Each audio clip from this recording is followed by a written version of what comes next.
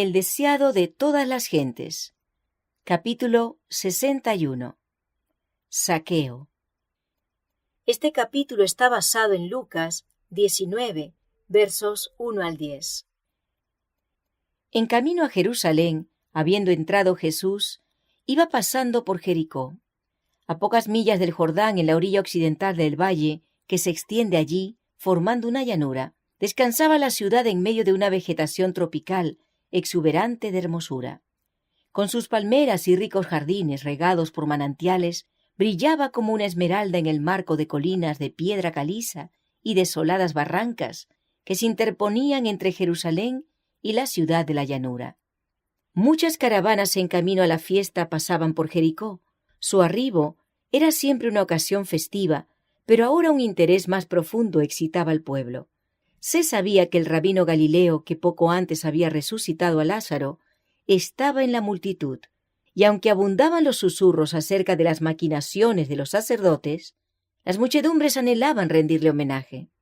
Jericó era una de las ciudades apartadas antiguamente para los sacerdotes, y a la sazón un gran número de ellos residía allí.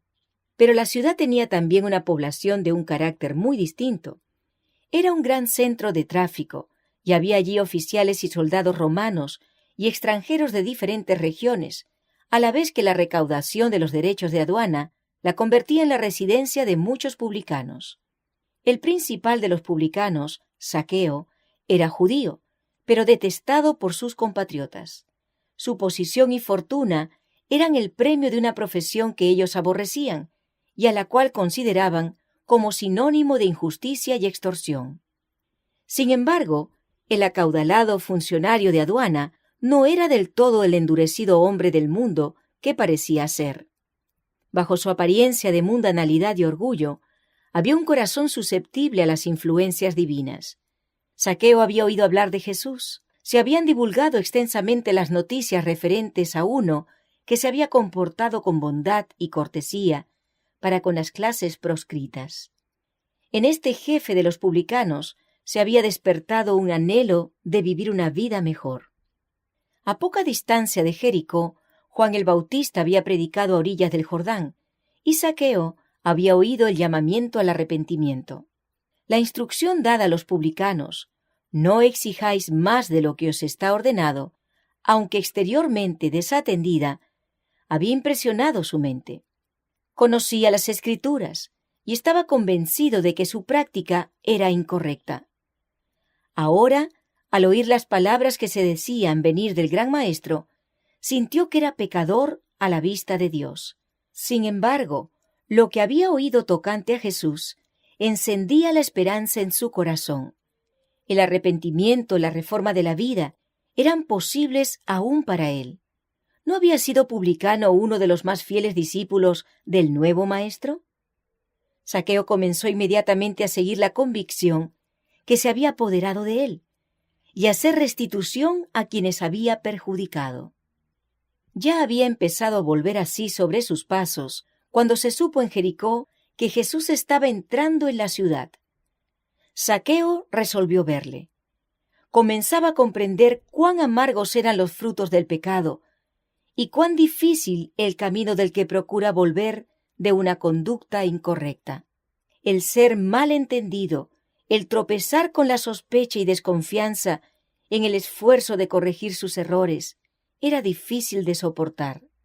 El jefe de los publicanos anhelaba mirar el rostro de aquel cuyas palabras habían hecho nacer la esperanza en su corazón.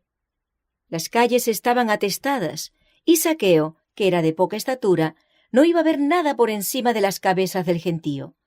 Nadie le daría lugar, así que corriendo delante de la multitud, hasta donde un frondoso sicómoro extendía sus ramas sobre el camino, el rico recaudador de impuestos trepó a un sitio entre las ramas desde donde podría examinar a la procesión que pasaba abajo.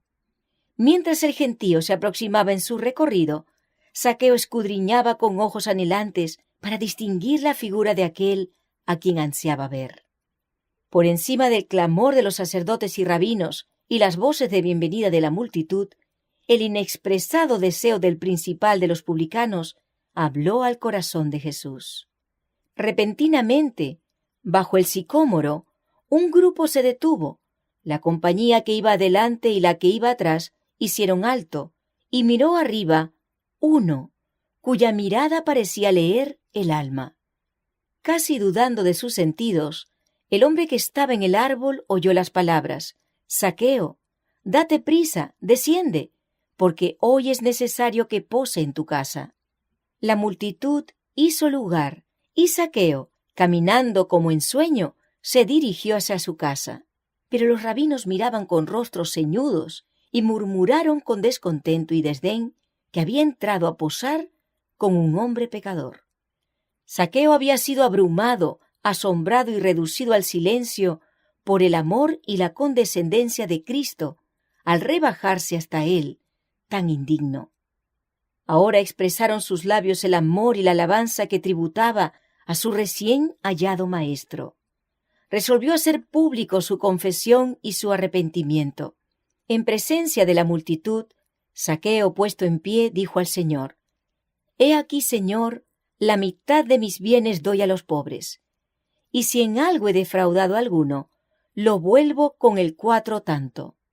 Y Jesús le dijo: «Hoy ha venido la salvación a esta casa, por cuanto él también es hijo de Abraham». Cuando el joven y rico príncipe se había alejado de Jesús, los discípulos se habían maravillado de las palabras de su maestro. ¡Cuán difícil es entrar en el reino de Dios los que confían en las riquezas! Ellos habían exclamado el uno al otro: «¿Y quién podrá salvarse?». Ahora tenían una demostración de la veracidad de las palabras de Cristo. Lo que es imposible para con los hombres, posible es para Dios. Vieron cómo, por la gracia de Dios, un rico podría entrar en el reino. Antes que Zaqueo mirara el rostro de Cristo, había iniciado la obra que ponía de manifiesto que era un verdadero penitente. Antes que fuera acusado por el hombre, había confesado su pecado. Se había rendido a la convicción del Espíritu Santo y había empezado a seguir la enseñanza de las palabras escritas para el antiguo Israel, tanto como para nosotros. El Señor había dicho hacía mucho tiempo: «Y cuando tu hermano empobreciere y se acogiere a ti, tú lo ampararás, como peregrino y extranjero vivirá contigo. No tomarás usura de él ni aumento, mas tendrás temor de tu Dios, y tu hermano vivirá contigo. No le darás tu dinero a usura, ni tu vitualla a ganancia. Y no engañe ninguno a su prójimo, mas tendrás temor de tu Dios». Estas palabras habían sido pronunciadas por Cristo mismo cuando estaba envuelto en la columna de nube, y la primera respuesta de Zaqueo al amor de Cristo consistió en manifestar compasión hacia el pobre y doliente. Los publicanos habían formado una confederación para oprimir al pueblo y ayudarse mutuamente en sus fraudulentas prácticas. En su extorsión no estaban sino siguiendo la costumbre que había llegado a ser casi universal. Aún los sacerdotes y rabinos que los despreciaban eran culpables de enriquecerse mediante prácticas deshonestas bajo el manto de su sagrado cargo. Pero tan pronto como Zaqueo se rindió a la influencia del Espíritu Santo, abandonó toda práctica contraria a la integridad. Ningún arrepentimiento que no obre una reforma es genuino. La justicia de Cristo no es un manto para cubrir pecados que no han sido confesados ni abandonados. Es un principio de vida que transforma el carácter y rige la conducta. La santidad es integridad para con Dios, es la entrega total del corazón y la vida para que revelen los principios del cielo. En sus negocios, el cristiano ha de representar delante del mundo la manera en que nuestro Señor dirigía las empresas comerciales. En toda transacción ha de dejar manifiesto que Dios es su maestro. Ha de escribirse santidad al Señor en el diario y el libro mayor, en escrituras, recibos y letras de cambio. Los que profesan seguir a Cristo y comercian de un modo injusto, dan un testimonio falso contra el carácter de un Dios santo, justo y misericordioso. Toda alma convertida querrá, como Zaqueo, señalar la entrada de Cristo en su corazón mediante el abandono de las prácticas injustas que caracterizaban su vida. A semejanza del príncipe de los publicanos, dará prueba de su sinceridad haciendo restitución. El Señor dice: si el impío restituyere la prenda, devolviere lo que hubiere robado, caminar en las ordenanzas de la vida, no haciendo iniquidad, no se le recordará ninguno de sus pecados que había cometido, vivirá ciertamente. Si hemos perjudicado a otros en cualquier transacción comercial injusta, si nos hemos extralimitado en el comercio o defraudado a algún hombre, aún dentro del marco de la ley, deberíamos confesar nuestro agravio y hacer restitución en la medida de lo posible. Es justo que devolvamos no solamente lo que hemos tomado, sino todo lo que se habría ganado con ello si se lo hubiese usado correcta y sabiamente durante el tiempo que haya estado en nuestro poder. El Salvador dijo a Zaqueo: hoy ha venido la salvación a esta casa. No solamente Zaqueo fue bendecido, sino toda su familia con él. Cristo fue a su casa para darle lecciones de verdad e instruir a su familia en las cosas del reino. Ellos habían sido expulsados de la sinagoga por el desprecio de los rabinos y adoradores, pero ahora su casa era la más favorecida de toda Jericó.